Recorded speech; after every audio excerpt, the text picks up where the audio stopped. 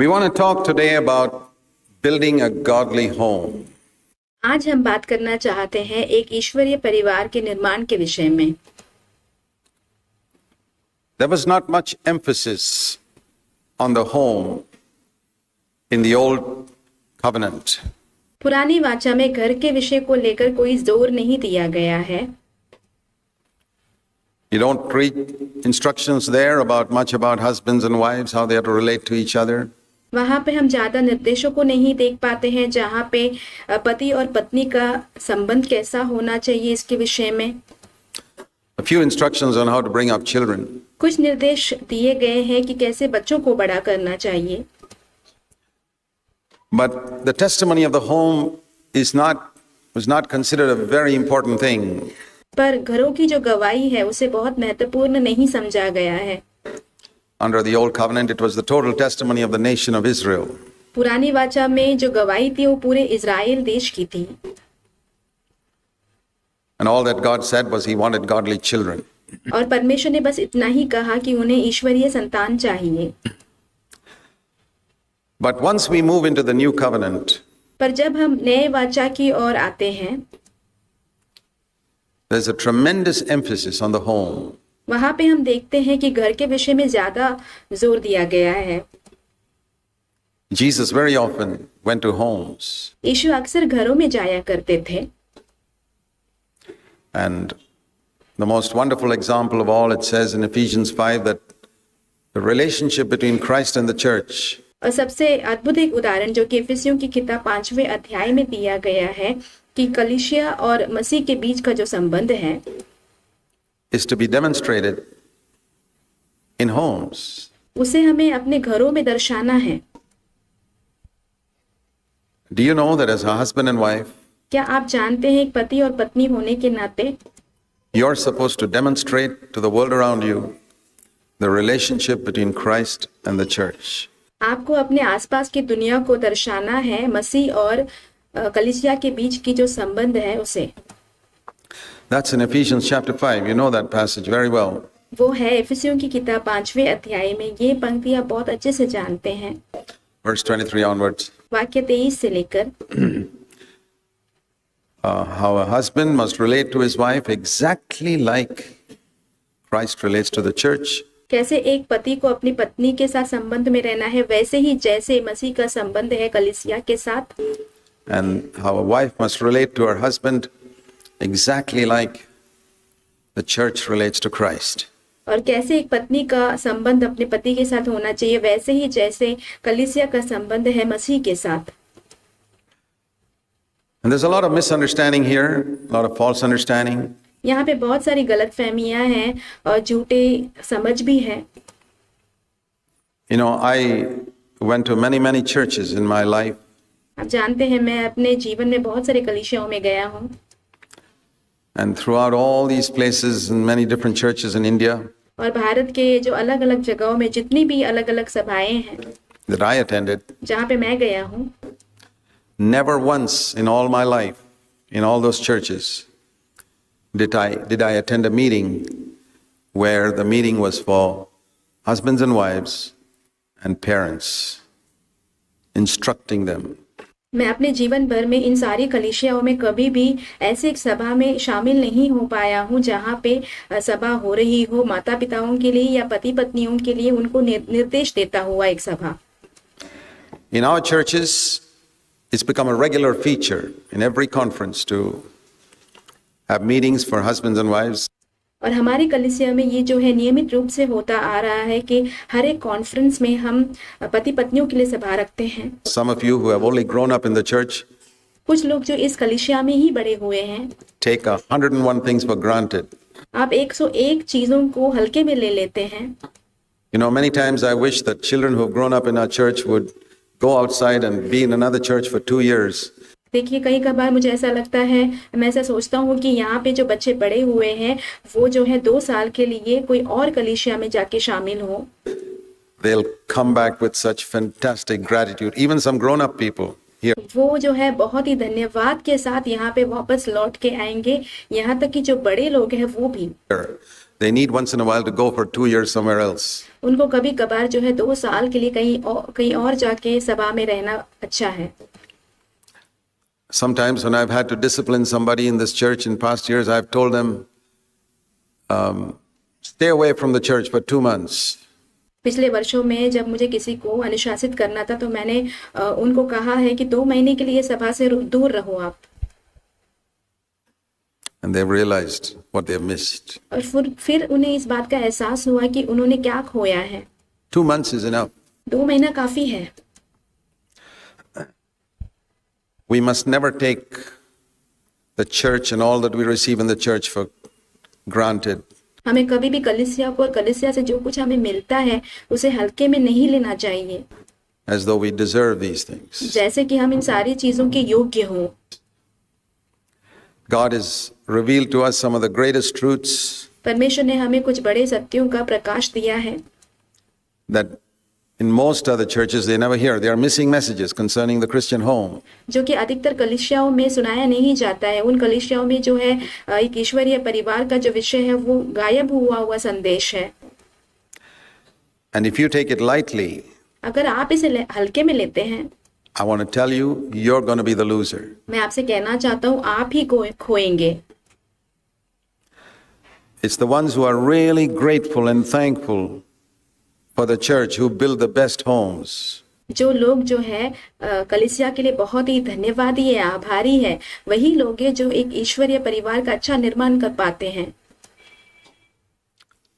And if you're not building a good home, begin to ask yourself, are you thankful? अगर आप एक अच्छे घर का निर्माण नहीं कर पा रहे हैं तो आप अपने आप से सवाल कीजिए कि क्या आप धन्यवादी हैं For the church. कलीसिया के लिए। Do you teach your children to be thankful for the church? क्या आप अपने बच्चों को सिखाते हैं कि वो भी कलीसिया के लिए धन्यवादी रहें? All of us want our children to grow up well. हम सभी चाहते हैं कि हमारे बच्चे जो है बहुत अच्छे से बड़े हों। Sure. That doesn't mean anything. Even the godless people in the world want their children to grow up well. That doesn't mean you're a godly person. उसका कोई मायने नहीं है, क्योंकि जो ईश्वर रहित दुनिया के लोग हैं वो भी चाहते हैं कि उनके बच्चे जो है अच्छे से बड़े हो, तो ये आपको कोई ईश्वरीय व्यक्ति नहीं बनाता। But when you don't criticize people in your home, जब आप अपने घरों में लोगों की बुराई नहीं करते हैं, when you don't criticize other members of the church in your home, but जब आप अपने घरों में कलीसिया के जो दूसरे लोग हैं उनकी बुराई नहीं करते हैं, seek to teach your children to value them, पर अपने बच्चों को सिखाते हैं कि उनको कैसे मूल्य देना है, that's the way your children will grow up. ऐसे ही आपके बच्चे बड़े होंगे। If they sense and you don't have to speak anything, आपको कुछ भी बोलने की भी जरूरत नहीं पड़ेगी। देखो वो समझ लेते हैं। children have got a sense बच्चों के अंदर एक भावुकता होती है to pick up what their parents feel. जो उनके माता पिता जिन बातों को महसूस कर रहे हैं वो समझ लेते हैं वो। And I've seen that through the years here. So different people, some who are still here and some who have left. और मैंने यहाँ पे कुछ वर्षों में देखा हुआ है अलग अलग लोगों के साथ, कुछ लोग जो यहाँ पे अभी भी मौजूद हैं और कुछ लोग जो यहाँ से जा चुके हैं, At least in Bangalore. कम से कम बेंगलुरु में। I've seen why some children in the days when they were in their home do not develop the way they should, because they sensed something in their parents. मैंने देखा है कि जो बच्चे यहाँ पे बड़े हुए हैं घरों में वैसे बड़े नहीं हो पाए हैं जैसे उन्हें बड़ा होना चाहिए था, क्योंकि उन वर्षों में उन्होंने अपने माता पिताओं में कुछ ऐसी बातों का एहसास किया है, उन्हें कुछ भावुकता का एहसास हुआ है, Of a critical attitude towards either the elders of the church or some people in the church. बुराई करने का एक जो मनोभाव है उनके अंदर, जो कि या तो फिर जो प्राचीन है कलीसिया के उनके प्रति, या तो फिर कलीसिया के जो लोग हैं उनके प्रति। And you may have said nothing. आपने कुछ भी नहीं कहा होगा, The children picked it up. फिर भी बच्चों ने वो समझ लिया। Who's the loser? यहाँ पे खोने वाला कौन हुआ? Not the church. कलीसिया तो नहीं, You. आप ही हैं। Aren't you the loser when your children are not wholehearted disciples? क्या आप खोए हुए नहीं हैं जब आपके बच्चे पूरे दिल से शिष्य नहीं हैं? Is it God's will that any of our children should be half-hearted? क्या ये परमेश्वर की इच्छा है कि हमारे बच्चों में से कोई भी आधे मन से हो? Is it God's will that any of our children should be unconverted? क्या ये परमेश्वर की इच्छा है कि हमारे बच्चों में से कोई भी अपरिवर्तित हो? No. नहीं। If they are, my dear brothers and sisters, be like the thief on the cross and say, I am to blame. अगर वो वैसे हैं तो मेरे प्रिय भाइयों बहनों, आप उस क्रूस पे लटके हुए चोर के समान अपने आप को नम्र कीजिए और कहिए कि मैं ही दोषी हूँ। Don't blame it on circumstances and situations and other things. आप किसी हालतों पर या परिस्थितियों पर या किसी और चीजों पर दोष मत लगाइए। You perhaps have been critical, judgmental. आप हो सकते हैं कि किसी की बुराई आपके मन में हो या तो फिर आप न्याय कर रहे होंगे। Either both husband and wife or one of them. दोनों आप पति पत्नी हो सकते हैं या तो फिर आप में से कोई एक। Now, I'll tell you something. मैं आपसे कुछ कहता हूँ अब। Every situation can be redeemed. हर एक परिस्थितियों का छुटकारा मिल सकता है। That's the good news. ये अच्छी खबर है।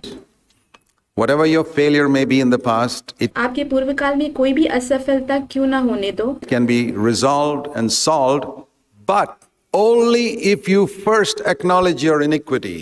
उसका आपको समाधान मिल सकता है, हल मिल सकता है, पर आप अगर सिर्फ और सिर्फ आप अगर अपनी अधार्मिकता को मान लेंगे तो ही। If you try to cover it up, there are some people who do something wrong. अगर आप उसे ढांपने की कोशिश करेंगे, जैसे कि मान लीजिए कि कोई लोग जो है कुछ गलत करते हैं You, and they'll never come and apologize. और वो आकर आपसे कभी माफी नहीं मांगेंगे। They'll come to you and say, oh, hello, everything is nice. They act as if nothing is wrong. और वो आकर आपसे पूछेंगे कैसे हो, क्या हाल है, सब कुछ ठीक है ना, और ऐसे बर्ताव करेंगे, नाटक करेंगे जैसे कि सब कुछ सही चल रहा हो। Such people have never settled the matter because they never apologized for the wrong they did. और ऐसे लोगों ने उनके मामलों को कभी भी ठीक नहीं किया हुआ है, क्योंकि उन्होंने जो गलत किया है उसका माफी उन्होंने नहीं मांगा है। And just because they act nice and the other person is gracious enough to act nice to you doesn't mean it's settled. क्योंकि आप अच्छे से नाटक कर पाते हैं और जो सामने वाला व्यक्ति है बहुत दयालु होकर वो भी ऐसा ही करता है आपके साथ, इसका मतलब ये नहीं है कि वो जो मामला है वो ठीक हो चुका हो। 100 years later, when you stand at the judgment seat of Christ, it'll come up. जब 100 साल के बाद जब मसीह के न्यायासन के सामने आप खड़े होंगे तब ये सारे मामले बाहर आएंगे। You never apologize. Oh, but we behaved nicely. Yeah. But you never apologized for the wrong you did. आप कहेंगे हमने तो बहुत अच्छे से बर्ताव किया था, पर आपने कभी क्षमा नहीं मांगा है, जो आपने गलत किया है उसके लिए क्षमा नहीं मांगा आपने। Acknowledge your iniquity. अपनी अधार्मिकताओं को मान लीजिए। Just because somebody else is gracious enough to overlook and forgive you doesn't mean that everything is okay. इसलिए क्योंकि जो सामने वाला व्यक्ति जो है वो दयालु होकर सारी चीजों को भूल जाता है, क्षमा करता है, इसका मतलब ये नहीं है कि सारे मामले ठीक हो चुके हों। God helps us when He sees that we humble ourselves like the thief on the cross and say, I am to blame. परमेश्वर हमारी मदद तब करते हैं जब हम अपने आप को नम्र करते हैं उस क्रूस पर लटके हुए चोर के समान और कहते हैं कि मैं ही दोषी हूँ। Otherwise, like Adam, we cover it all up and pretend that everything is okay. नहीं तो क्या होगा, आदम के समान हम सब कुछ ढांप देंगे और ऐसे बर्ताव करेंगे जैसे कि सब कुछ ठीक है। I just want to say those words in introduction. मैं ये सारी बातों को परिचय के तौर पर कहना चाहता हूँ, Because that was the problem with our forefather Adam. क्योंकि ये जो समस्या हमारे पूर्व पिता आदम के साथ थी, He couldn't take the blame for his own sin. वो अपने पापों के लिए दोष अपने ऊपर नहीं उठा पाया। Jesus, on the other hand, took the blame for the sins of the whole world. पर दूसरी ओर हम देखते हैं प्रभु यीशु मसीह जो है पूरी दुनिया की जितनी भी दोष है उसने अपने ऊपर उठा लिया। Be like Jesus, यीशु मसीह के समान बनिए, not like Adam. आदम के समान नहीं। That's one of the fundamental principles of और ये एक बुनियादी एक सिद्धांत है a marriage. If you're a father and you made a mistake, tell your children, I'm sorry for what I did. That was my mistake. और ये एक बुनियादी एक सिद्धांत है विवाह के विषय में। अगर आप एक पिता हैं और आपने कुछ गलती की है तो आप अपने बच्चों से क्षमा मांगिए और कहिए कि मैंने गलत किया है। And submission is something that begins with God. और अधीनता जो है वो ऐसी एक चीज है जो परमेश्वर के साथ शुरू होता है।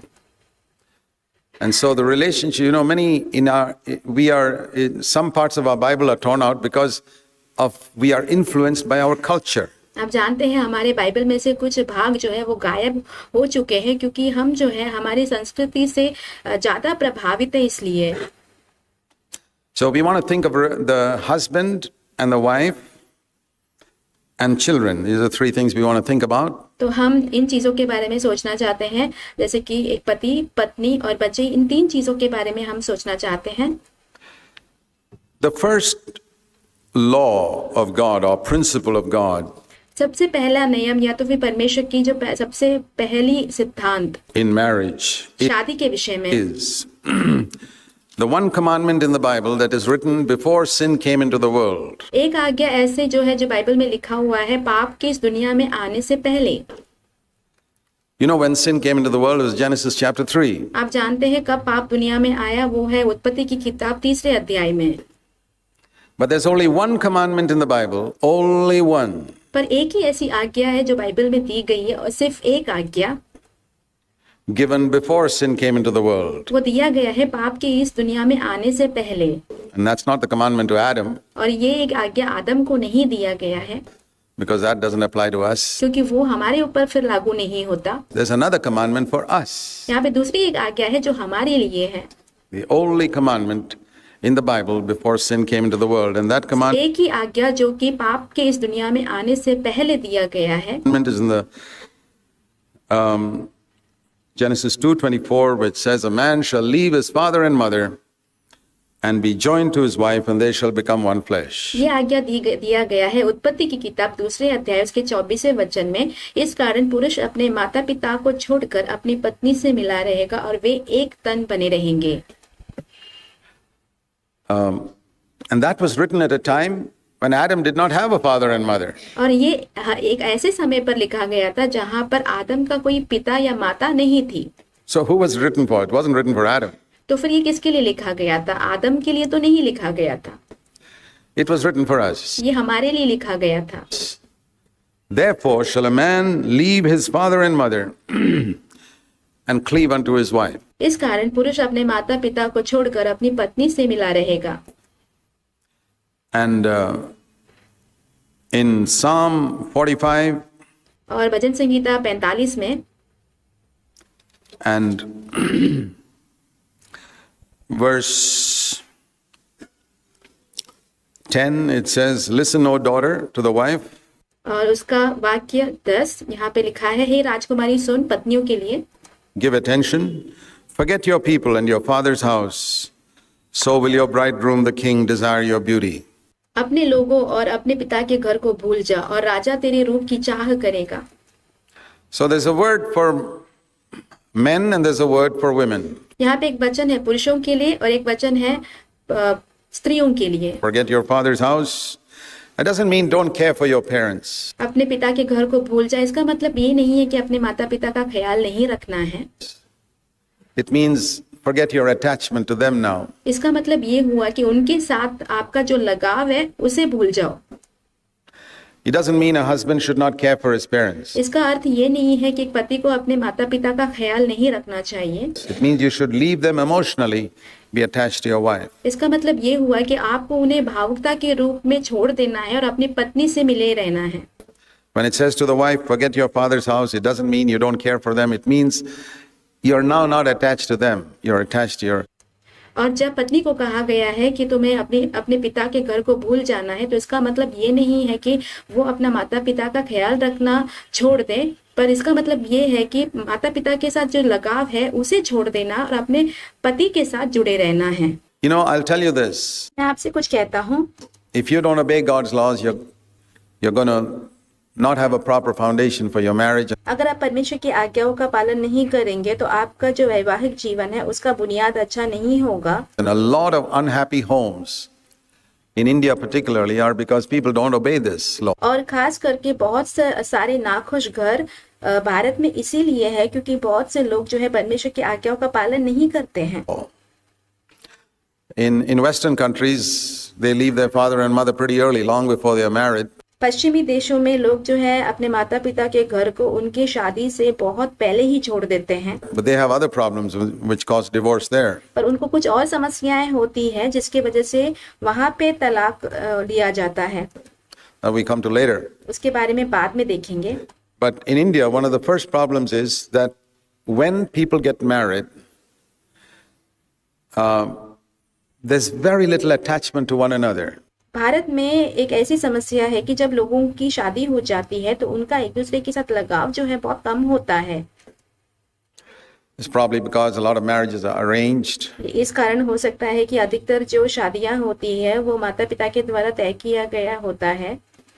But arranged or not arranged, once you're married, your wife must be first, not your parents. माता पिता के द्वारा तय किया गया हो या नहीं तय किया गया हो, अगर एक बार आपकी शादी हो जाती है तो आपकी पत्नी को पहले स्थान प्रथम होना है, ना कि माता पिता को। Your parents may have more wisdom, आपके माता पिता ज्यादा बुद्धिमान हो सकते हैं and it's nothing wrong in consulting them, but decisions must be taken between you and your wife. उनसे सलाह लेना कोई गलत बात नहीं है, पर जितने भी निर्णय हैं वो आप और आपकी पत्नी मिलकर लें। Between you and your husband. आप और आपके पति मिलकर लें। And you have to say, if you don't start from day one like that, now I'm not attached to my parents. आपको जो है पहले दिन से ही इसकी शुरुआत करना चाहिए और कहना चाहिए कि नहीं, अभी मैं अपने माता पिता से जुड़ा हुआ नहीं हूँ। I love them, I care for them. If they're in need, I'll help them. मैं उनका ध्यान रखता हूँ, मैं उनसे प्रेम रखता हूँ, अगर उनको जरूरत पड़ेगी मैं उनका ख्याल रखूंगा। And if they are in financial need, you must send them money. अगर उनको पैसों की जरूरत होगी तो आपको उन्हें पैसे भेजने हैं। They took care of you when you were in financial need as a baby and as a student. क्योंकि उन्होंने आपका ध्यान रखा है, आपकी जितनी भी पैसे की जरूरतें थी एक बच्चे के रूप में, एक विद्यार्थी के रूप में, आपको उन्होंने सब करके दिया है। It's absolutely righteous for you to take care of them when they are old and they are in financial need. और आपके लिए बहुत ही धार्मिक बात है और सही बात है कि जब आपके माता पिता बूढ़े हो जाए, उनको आर्थिक समस्या हो, तो आप उनका ध्यान रखें। Sure. But other than that, your attachment must not be to them. उसके अलावा आपका जो लगाव है वो उनके साथ नहीं होना चाहिए। Your attachment must be to your wife. आपका लगाव जो है वो आपकी पत्नी के साथ ही होना चाहिए। And sisters, if you're married, your attachment must be to your husband. और बहनों, अगर आपकी शादी हो चुकी हो तो आपका जो लगाव है वो आपके पति के साथ ही होना चाहिए। Now you can listen to this. अब आप इसे सुन सकते हैं। But do you see a lack in your own life? Do you क्या अपने जीवन में आप कोई कमी को देख पाते हैं? feel that you have not done that so far? और आपको ऐसा लगता है कि मैंने अब तक ये जो चीज है मैंने जीवन में नहीं किया है? Do you feel that your wife feels that you're more attached to your parents than to her? क्या आपको ऐसा लगता है कि आपकी पत्नी को ऐसा महसूस होता है कि आप जो है आपकी पत्नी से ज्यादा अपने माता पिता से लगाव रखते हैं? Does your husband feel that you're more attached to your parents, sisters, than to him? बहनों, क्या आपकी पतियों को लगता है कि आपका लगाव जो है आपके पति से ज्यादा आपके माता पिताओं से है? How do they sense that? उन्हें पता कैसे लगता है? They sense that. You can theoretically say, no, I'm attached to you. But it's not a question of theory. वो उनको पता चल जाता है। आप शब्दात्मक रूप से तो कह सकते हैं कि नहीं मैं आपसे ही लगाव रखती हूँ, पर ये कोई सिद्धांत नहीं है। It's a question of in actual practice. Is your husband first? ये जो है व्यवहारिक रूप से होने वाला एक कार्य है। वास्तविक रूप में क्या आपके पति जो है आपके जीवन में पहले स्थान पे है? In your thinking. आपके सोच में। Is your wife first? क्या आपकी पत्नी पहले स्थान पे है? It must be like that. इसे ऐसा ही होना चाहिए। In human relationships. मनुष्यों के रिश्तों में। And the reason why it's not like that, let me tell you this. The reason why it is not like that और कारण जिस वजह से ऐसा नहीं है, मैं आपको ये कहता हूँ, is because most, even Christians in India, do not fear God. क्योंकि अधिकतर जो मसीही जो लोग हैं भारत में वो परमेश्वर का भय नहीं रखते हैं। Enough to obey His laws. इतना भय नहीं रखते हैं कि वो परमेश्वर की आज्ञाओं का पालन करें। When I got married, the reason I decided that I'd be emotionally attached to my wife more than my parents was because I feared God. जब मेरा विवाह हुआ तो मैंने ये निर्णय लिया कि मैं अपने माता पिता से ज्यादा अपनी पत्नी से लगाव रखूंगा। वो इसलिए था क्योंकि मैंने परमेश्वर का भय रखा था। And I respected His laws. और परमेश्वर की जितनी भी आज्ञाएं हैं उसका मैंने आदर किया। And I want to say I've been married 38 years and I'm very happily married. मैं आपसे कहता हूँ कि मैं 38 वर्षों से वैवाहिक जीवन में हूँ और मेरा वैवाहिक जीवन बहुत ही खुशहाल है। You obey God's laws, it only goes well with you. There's आप परमेश्वर की आज्ञाओं का पालन करेंगे, आपके साथ सब अच्छा होगा। a verse in the Old Testament, I think it's Deuteronomy 4, which एक वचन है जो कि पुराने नियम में है, व्यवस्था विवरण 4 अध्याय में, जहाँ पे कहा गया है, God says, oh, can you imagine God saying, oh? वहाँ पे परमेश्वर कह रहे हैं हाय हाय। क्या आप इस बात की कल्पना कर सकते हैं कि परमेश्वर हाय कह रहे हैं? Oh, that my people would keep my laws हाय मेरे जन मेरे आज्ञाओं का पालन किए होते, so that it can go well with them. ताकि उनके साथ भला होता। It's the cry of a father, ये एक पिता की पुकार है, seeing his children mess up their life, ये देखते हुए कि उनके बच्चे जो है अपने जीवन को बिगाड़ रहे हैं saying, I wish they would listen to me. और बोल रहे हैं कि काश वो मेरी बातों को सुने होते। I wish they would know that I, as God who ordained marriage, know better than them what is good for them. और काश उन्हें ये समझ में आता कि मैं परमेश्वर जिसने इस शादी के विषय का आधार ठहराया है, मैं उनसे ज्यादा जानता हूँ। That they won't be so stupid to वो इतने मूर्ख नहीं होते think that they know better than me. ये सोचने के लिए कि वो मुझसे ज्यादा जानते हैं। When I tell them leave father and mother, it's for their good. जब मैं उनसे कहता हूँ कि अपने माता पिता को छोड़ना है तो उनके भलाई के लिए है। When I tell them forget your father's house, it's for their good. जब मैं उनसे कहता हूँ कि अपने पिता के घर को भूल जाना है तो उनके भलाई के लिए है। But they are so stupid and proud. पर वो इतने मूर्ख और घमंडी हैं, They think they know better than me. वो सोचते हैं कि उनको मुझसे ज्यादा पता है। God says, oh, I feel sad for them because I know they're going to mess up their life. परमेश्वर कहते हैं कि मैं उनके लिए बहुत ही दुखी हूँ क्योंकि मैं जानता हूँ कि वो अपने जीवन को बिगाड़ने वाले हैं।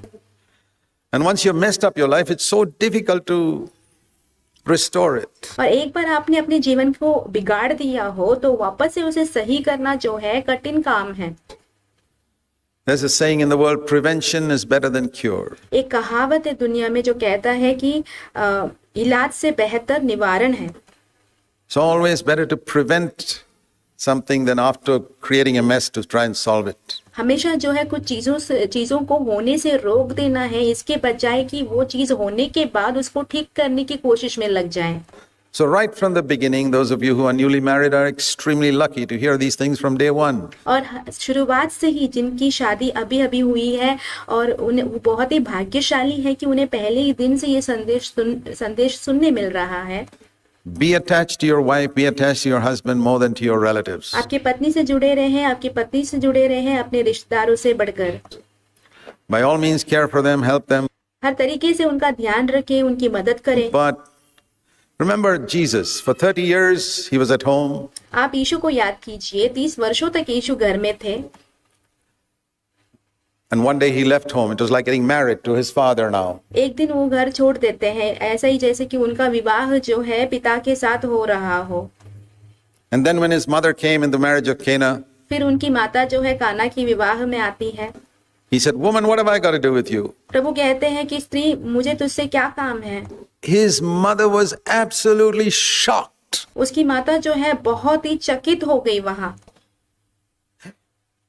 Is this the one who always said, yes, mommy, yes, mommy, yes, mommy for 30 years? क्या यही वही है जिसने 30 वर्षों तक हाँ माँ हाँ माँ हाँ माँ कहा था? Now turning around and saying, woman, what have I to do with you? अब पीछे मुड़कर कह रहा है कि हे स्त्री, मुझे तुझसे क्या काम है? Jesus is our example. यीशु हमारे उदाहरण हैं। You can't be more spiritual than Jesus. आप यीशु से ज्यादा तो आत्मिक नहीं हो सकते। Put God first. परमेश्वर को प्रथम रखिए।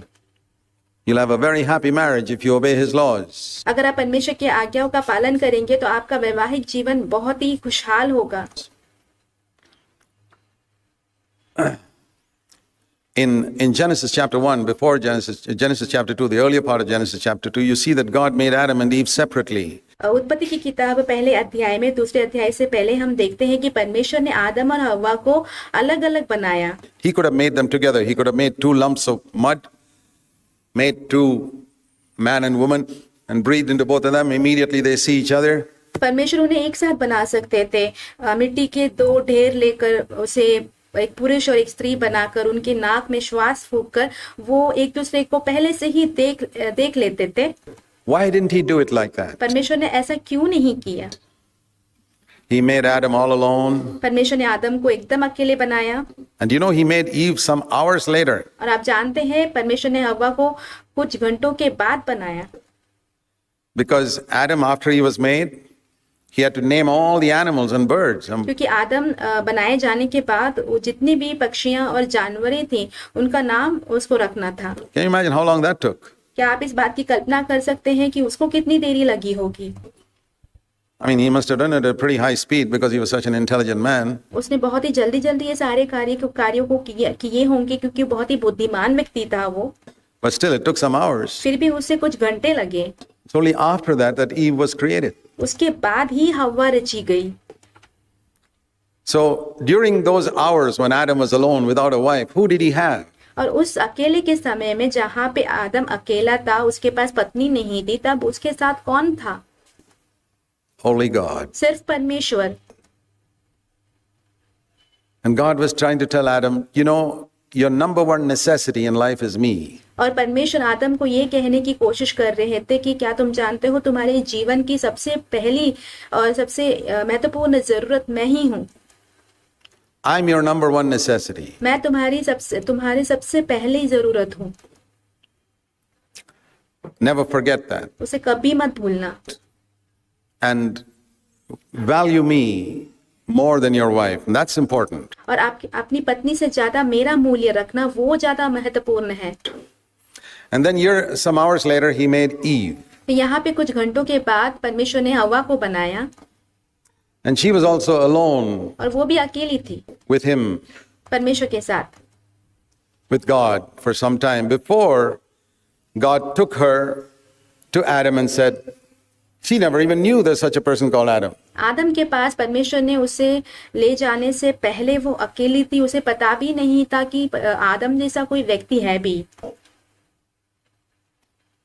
So the lesson we learned from that is God wants to have a personal relationship with you. इससे हमें ये सीख मिलती है कि परमेश्वर आपसे एक व्यक्तिगत रिश्ते में रहना चाहते हैं। The first thing in the morning, he wants to meet with you before you meet your wife. सबसे पहले परमेश्वर आप अपने पत्नी से मिलने से पहले चाहते हैं कि आप उनसे परमेश्वर से मिलें। First thing in the morning, sisters, he wants to meet with you before you meet your husband. सबसे पहले सुबह बहनों परमेश्वर आपसे मिलना चाहते हैं, आप अपने पति से मिलने से पहले।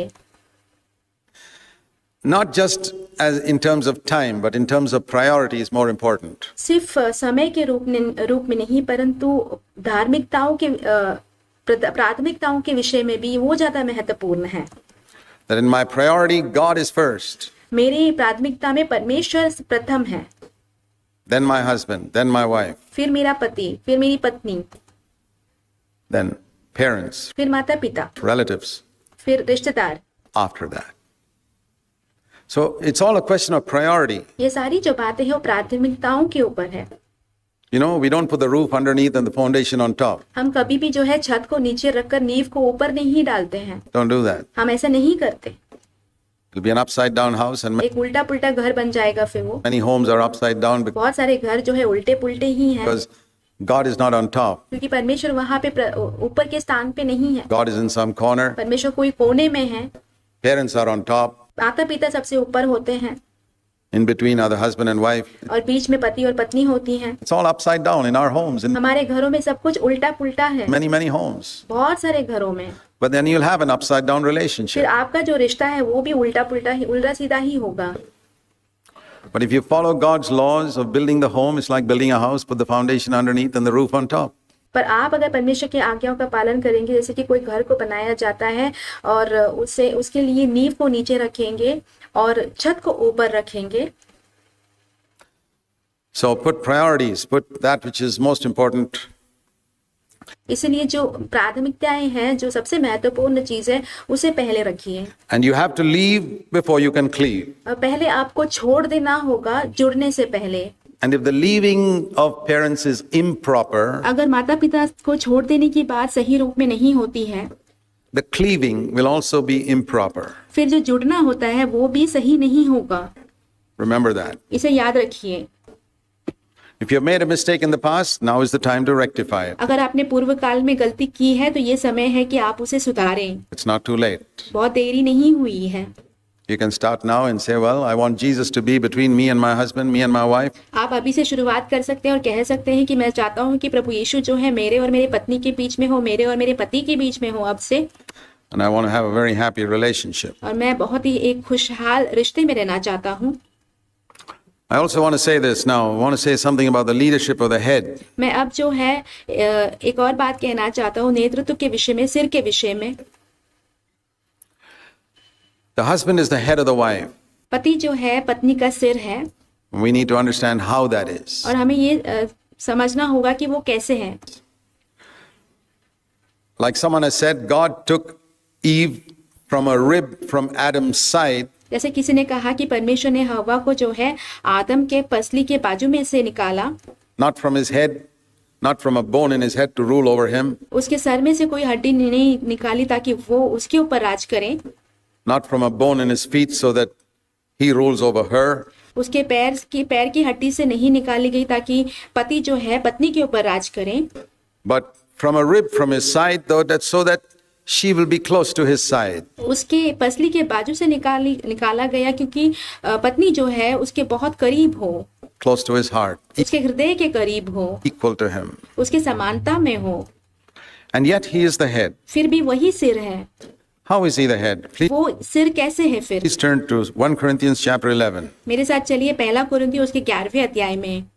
If you want to understand the headship of the husband, अगर आप जो है पति के नेतृत्व के विषय में समझना चाहते हैं, you have got to get rid of Indian culture from your mind. आपको जो है अपने दिमाग से जो है भारत की संस्कृति को निकाल देना होगा।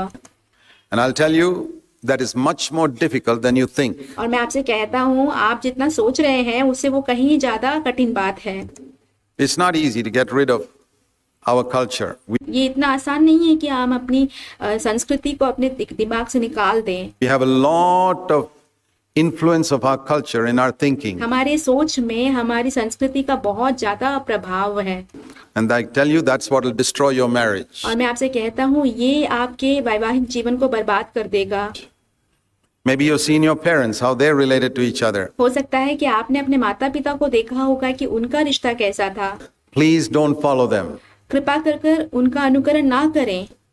One of the great areas where I tell our generation of people not to follow your parents. एक सबसे बड़ा क्षेत्र जहाँ पे इस पीढ़ी के लोगों को मैं कहता हूँ कि अपने माता पिता का अनुकरण नहीं करना है, Is particularly in the way you bring up your children. वो खास कर उस क्षेत्र में जहाँ पे आप अपने बच्चों को बड़ा करते हैं। Most of you will have to say your dad was not your friend. आप में से अधिकतर लोगों को ये कहना होगा कि आपके जो पिता जो है आपके मित्र नहीं हैं। He was a person to be respected and revered at home, वो but ऐसे एक व्यक्ति हैं जिनका आदर सम्मान किया जाता है घर में, not your friend. आपके मित्र नहीं है। Not one with whom you could joke and laugh and with whom you could talk about sexual matters and all that. How जिसके साथ आप हंसी मजाक कर सकते हैं, जिनके साथ आप लैंगिकता के विषय में भी बातें बांट सकते हैं। many of you can say you talk to your dad about sexual matters? आप में से कितने लोग कह सकते हैं कि आप अपने पिता से जो है लैंगिकता के विषय में भी बात कर सकते हैं, And laughed and joked with them. उनके साथ हंसी मजाक भी कर सकते हैं। Maybe laughed and joked with some of your dads, but sexual matters, you don't talk to them. हो सकता है कि आप में से कुछ लोग जो है अपने पिता से हंसी मजाक तो कर पाते होंगे पर लैंगिकता के विषय में तो बात नहीं कर पाते होंगे। To whom do you talk about sexual matters? To your dirty friends in college? फिर आप उन लैंगिकता के विषय में बातों को किसके साथ बांटते हैं? वो आपके जो कॉलेज के जो गंदे दोस्त होते हैं उनके साथ। Don't continue that into the next generation. अगली पीढ़ी में इस बात को जारी मत रखिए। Parents must be friends to their children. If their children have sexual problems, they should talk to you. माता पिता को अपने बच्चों के मित्र बनने चाहिए। अगर उनको लैंगिकता के विषय में कोई समस्या हो रही है तो वो आकर आपसे बात करें। That's how God intended it. परमेश्वर ने इसे ऐसे ठहराया है। That's one example of culture. ये संस्कृति का एक उदाहरण है। We have a culture which has not taught us how father and son should be. हमारी एक ऐसी संस्कृति है जिसने हमें ये सिखाया नहीं है कि एक पिता और बेटे को कैसे रहना चाहिए। Fathers don't put their arms around their son. पिता अपने बेटे के कंधों पर हाथ नहीं रखते हैं। after they are a certain age. They put them around when they're 1-year-old, 2-year-old, and all that. But once they जब वो 1 या 2 वर्ष के होते हैं तब तो रखते हैं, पर जैसे ही वो बड़े हो जाते हैं तो नहीं रखते। I'll put my arms around my son even if they're 60 years old. मैं अपने बेटों के कंधों पर हाथ तब भी रखूंगा जब वो 60 वर्ष के हो जाएंगे। Why not? क्यों नहीं? I'm not an Indian, I'll tell you that. मैं एक भारतीय नहीं हूँ, मैं आपसे कहता हूँ। I'm an Indian second. I'm a Christian first. मैं एक भारतीय बाद में हूँ, पहला मैं एक मसीही हूँ। I'll get rid of, I'm not Western. No. मैं एक पश्चिमी नहीं हूँ। No. I'm an Indian, but I'm an Indian second. मैं एक भारतीय हूँ, पर एक भारतीय बाद में हूँ। I'm a Christian first. मैं पहला एक मसीही हूँ। And I've got rid of everything in my culture which is contrary to scripture. और मैंने अब मेरे जीवन से जितनी भी बातें परमेश्वर के वचन के विरोध में थी, संस्कृति के जितनी भी बातें हैं, सब कुछ मैंने छोड़ दी है। And that's why my personal life is happy, my ministry is happy, my home is happy. इसलिए मेरा व्यक्तिगत जीवन खुश है, मेरा सेवकाई का जीवन खुश है, मेरा जो परिवार है वो खुश है। I'm happy with my children are happy with me because I got rid of everything that's contrary to God's word. मेरे बच्चे मुझसे खुश हैं, मैं अपने बच्चों से खुश हूँ, क्योंकि जितनी भी बातें परमेश्वर के वचन के विरोध में आ रही थी, सारी बातों को मैंने छोड़ दिए हैं। I believe there are many of you who are not willing to give up your cultural attitudes. मैं विश्वास रखता हूँ कि आप में से बहुत सारे ऐसे लोग हैं जो आपके सांस्कृतिक मनोभाव को छोड़ना नहीं चाहते हैं। You want to please your relative, please your parents. आप अपने माता पिता को खुश करना चाहते हैं, अपने रिश्तेदारों को खुश करना चाहते हैं। Brother, forget about being a Christian then. तो फिर भाई आप एक मसीही बनना भूल जाइए। Jesus said, if you want to follow me, you got to hate father, mother, brother, sister, and all those things. Forget it. यीशु ने कहा, यदि तुम मेरा पीछा करना चाहो तो अपने माता पिता, भाई बहन, सारी बातों से घृणा रखनी होगी, बाकी सारी चीजों को भूल जाना होगा।